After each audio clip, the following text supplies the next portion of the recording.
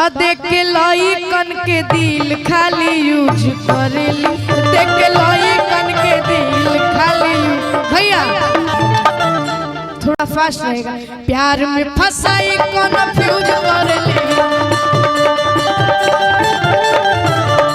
प्यार में फसाई कन्फ्यूज करेली,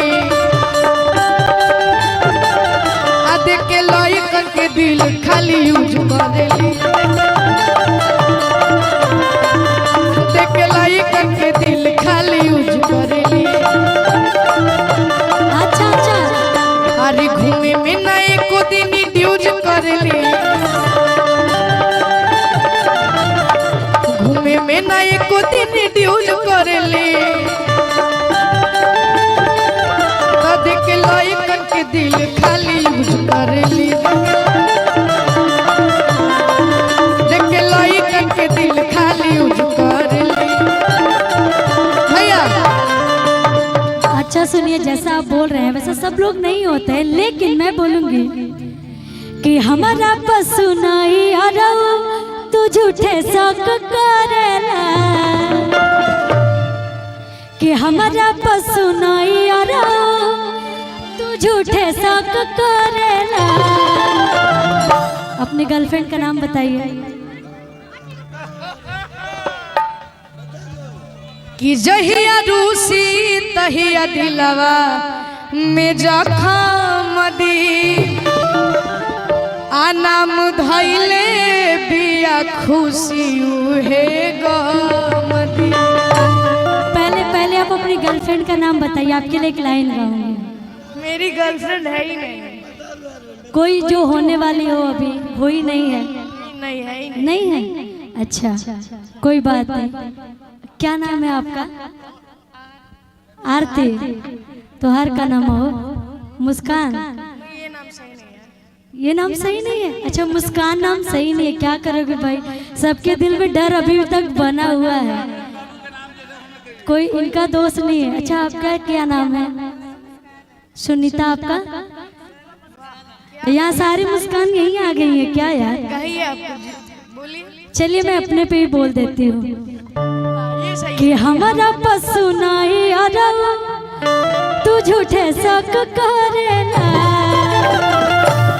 कि हम करी प्यार तो का जरेला, तू हो तो एक खुशी अपा मरेला। हम करी प्यार तो का जरेला, तू हो तो एक खुशी अपा, हम करी प्यार तो का जरेला, तू हो तो एक खुशी अपा मरेला। अच्छा चलत रहे के रुके के नहीं खे। लड़के लोग पूछेला कि बिहार के लड़का के अगर हम छोड़ देनी तो यहाँ से सीधे यहाँ आ जाएंगे वो, लेकिन आ तोरा चलते न जिंदगी तबाह करेंगे, तोरा चलते न जिंदगी तबाह करेंगे। जानती हो काहे? तो यो ही डिटवे तो हम हूँ बियाह करेंगे, वही डिटवे तो हम हूँ बियाह करेंगे।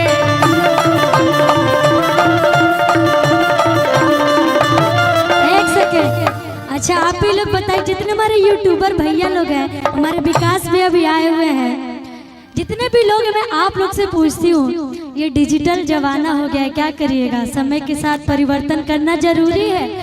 अगर प्यार भी कर रहे हैं, अंकेश, अच्छा सागर के अंकेश भैया, सागर भैया, सब लोग आइल बनी जा रहुआ, सबसे पूछा था नहीं। मान लीजिए कि प्यार कर रहे हैं, कोई भी लड़की चाहे लड़का प्यार कर रहे हैं, ऐसे किसी को धोखा नहीं देना चाहते, क्या करिएगा, दिल में दोनों का प्यार है। तब लड़की कहती है कि पिया वो भी जरूरी है, अरे यार वो भी जरूरी है, कि जरूरी है मजबूरी है, दोनों की प्यार अधूरी है। अब मैं बताती हूँ दोनों की प्यार कैसे अधूरी है। मान लीजिए कि नैहर में अगर प्यार करती है तो आधा अधूरा छोड़ के ससुरा चल जाती है, और जब ससुरा जाती है मर्द से प्यार करती है तब तो ओकरा यारवे की चिंता बा, तो ये आधा अधूरा प्यार हो गई बटे।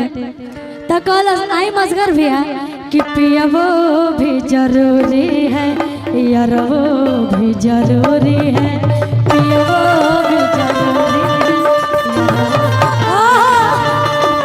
पियबो भी जरूरी है यारबो। क्या बात है?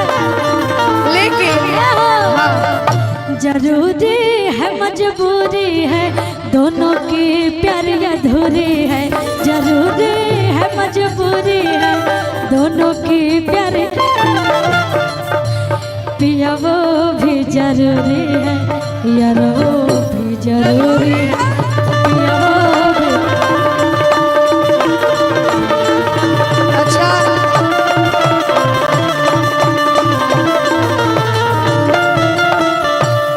चाचा जी बहुत बहुत अच्छा डांस करे सच्ची में।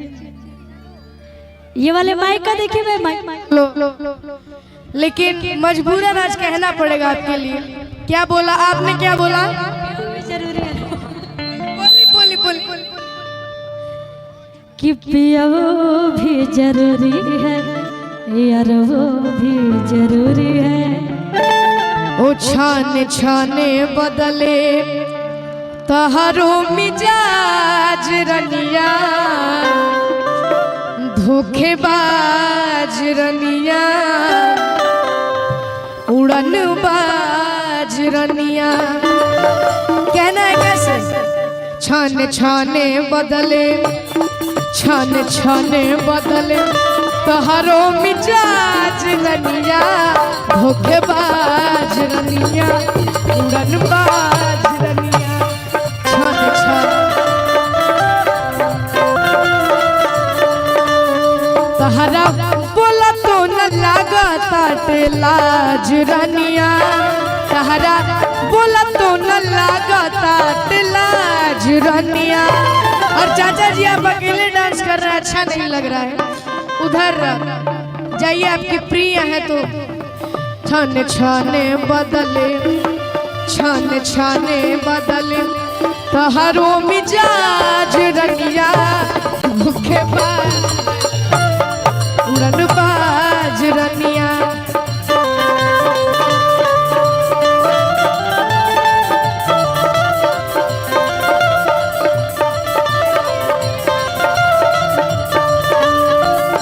अच्छा ये बताइए एक सेकंड भैया, छाने छाने मिजाज कब बदली? जब रहुआ ऐसन ऐसन हरकत का के आइम घरे तो बदलबे न करे। तू तो भइल बाड़ा तू तो भइल बाड़ा एकदम दारूबाज रजऊ धोखेबाज रजऊ उड़न बाज रजऊ। तू तो भइल बाड़ा दारूबाज रजऊ धोखेबाज रजऊ उड़न बाज रजऊ। तहरा पिया तो न लगता कलाज रजऊ तहरा पिया तो न लगता कलाज रजऊ। तू तो होई गइल बड़ा दारूबाज रजऊ।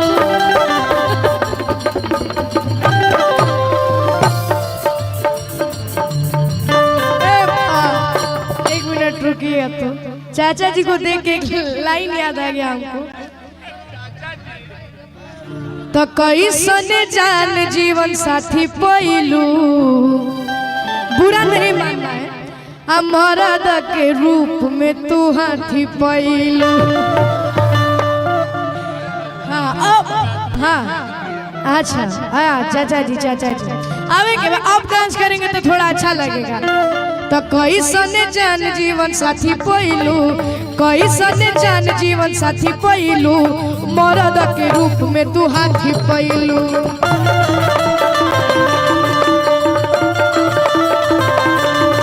अरे पहले रहले काजू अखरोट हो गईले,